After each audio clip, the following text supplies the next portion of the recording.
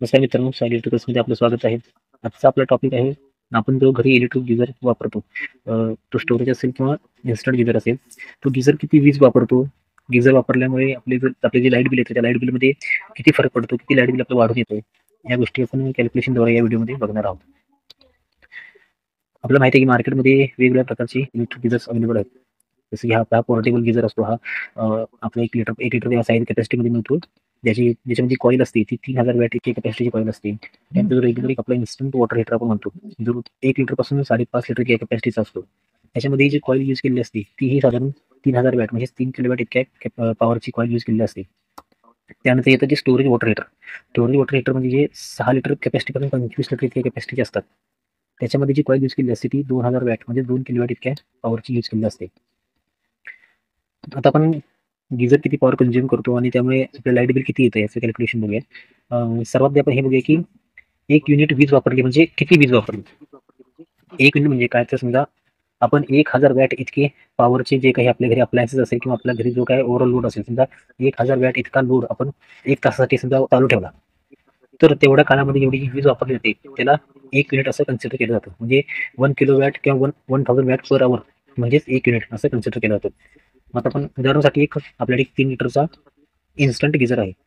याच्यामध्ये जी कॉईल आहे, ते कॉईलचे वॅटेज आहे 3 किलोवॅट म्हणजे 3000 वॅट इतकी याच्यामध्ये जी कॉईल आहे त्याचं वॅटेज असतं. हा 3 लिटरचा गिझर साधारण पाणी गरम करण्यासाठी साधारण 4 ते 5 मिनिट इतका वेळ घेतो. आता या 3 लिटरच्या गिझरच्या केसमध्ये आपण असं पकडूया की साधारण आपल्याला दिवसाला साधारण आपण 1 तास हा गिझर यूज करतो असं आपण समजा कन्सिडर केलं, तर आपण या गिझरने किती पॉवर कंझ्युम केली हे कसं काढू शकतो. तर आपल्या जे गिझरची पॉवर आहे किंवा आपल्या गिझरमध्ये जी कॉईल आहे त्याची पॉवर आहे, त्याला आपण किती तास हा गिझर वापरला यांचं आपण जर मल्टिप्लिकेशन केलं, तर आपल्याला गिझरने किती पॉवर कंझ्युम केली हे आपण काढू शकतो.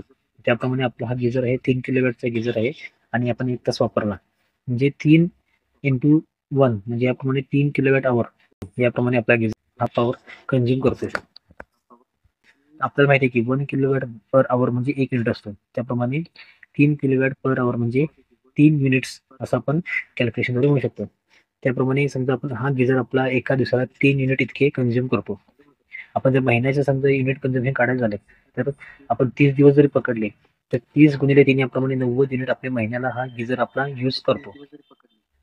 साधारणपणे आता जो युनिटचा रेट चालू आहे, आपण सरासरी 5 रुपये पर युनिट असा जरी पकडला, तर त्याप्रमाणे आपल्याला जे लाईट बिल आहे, ते लाईट बिल आपले हे 90 युनिट गुणिले 5 रुपये युनिट, त्याप्रमाणे 450 रुपये पर मंथ म्हणजे 450 रुपये प्रति महिना याप्रमाणे आपल्याला या गिझरमुळे आपल्याला लाईट बिलमध्ये जो काय आहे तो आपल्याला लाईट बिलमध्ये वाढ होऊ शकते. हे जे अमाऊंट आहे 450 असेल किंवा हे जे युनिट कन्झम्पशन आहे, हे आपल्या गिझर आपण कोणता गिझर वापरतो, किती किलोवॅटची त्याच्यामध्ये कॉईल आहे आणि आपण किती तास वापरतो याप्रमाणे तो व्हॅरी होत राहतो. हा काही कॉन्स्टंट व्हॅल्यू नाही आहे. आपल्या यूज प्रमाणे आणि आपल्या गिझरच्या कॉईल वॅटेज प्रमाणे आपले हे जे लाईट बिलचे अमाऊंट असेल किंवा हे जे युनिट कन्झम्पशन असेल ते चेंज होत राहते.